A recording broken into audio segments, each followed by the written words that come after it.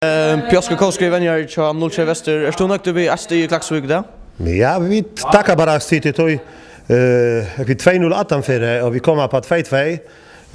Utebane så tackar bara det slut. Han känner göra. Tid som du säger så kommer du på 2-2 efter att han är helt chela början. Kan ta sig det i halvlek nu?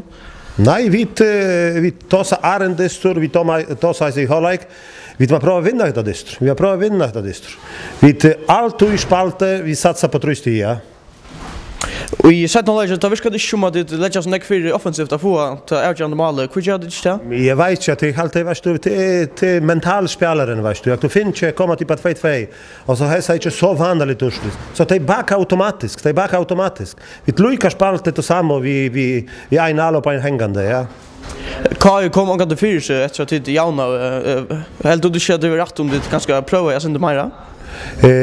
Jag vet här ring se vart det är väckre också chailet ringspelare till varje spelare flera bollar kan vi nägga gippa bollar och nägga Vestur och så ta kan gå göra något för chest vad så tappa det stress. Där måste lägga.